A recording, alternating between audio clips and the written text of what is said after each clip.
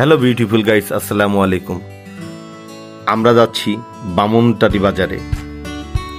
এই বাজারেই আছে এক নাম, এক বিশ্বাস, আর তা হলো লোকনাথের মিষ্টির দোকান।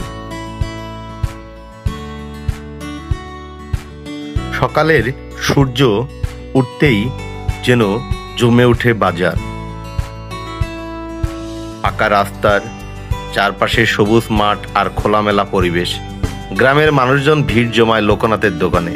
কেউ আসে বাজার করতে, কেউ আসে শুধু মিষ্টির স্বাদ নিতে। হ্যাঁ বন্ধুরা, আপনারা ঠিকই ধরেছেন। আর সেই জন্যই আমরা যাচ্ছি আজকে সেই বামুনটারি বাজারের লোকনাথের দোকানে।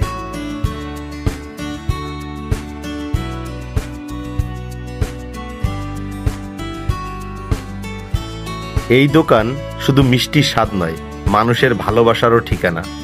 অনেকেই বলেন বিয়ের মিষ্টি হোক কিংবা ঈদের আনন্দ, লোকনাথের দোকান ছাড়া যেন পূর্ণ হয় না কোনো উৎসব।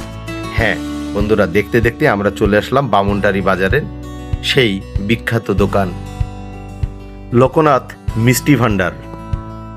গ্রামের প্রতিটি হাটে যেমন গল্প লুকিয়ে থাকে, তেমনি বামুনটারি বাজারে লোকনাথের মিষ্টি হয়ে উঠেছে এক ইতিহাস। প্রজন্মের পর প্রজন্ম ধরে এই স্বাদ বয়ে চলুক, আর বাঙালির মিষ্টি ভালোবাসার গল্প ছড়িয়ে যাক আরও দূরে।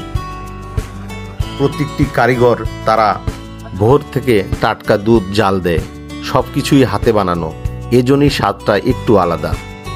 তাদের হাতের ছোঁয়ায় একটা সাধারণ দুধ যেন পরিণত হয় আনন্দের খাবারে।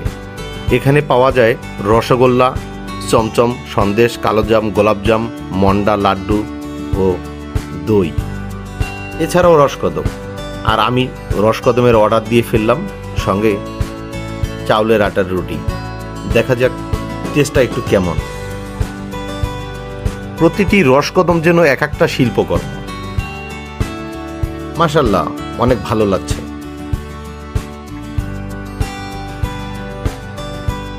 আপনারা চাইলে এখানে এসে সেই রসকদমের সঙ্গে চাউলের আটার রুটি খেয়ে নিতে পারেন। আমার মনে হয় লোকনাথের দোকানে আসা মানে মিষ্টি খাওয়া নয়, এটা একটা অনুভূতি। দেখুন সবাই কি আনন্দ করে খাচ্ছে। আমার সামনেই চারজন এসেছেন এই রসকদম খাওয়ার জন্য।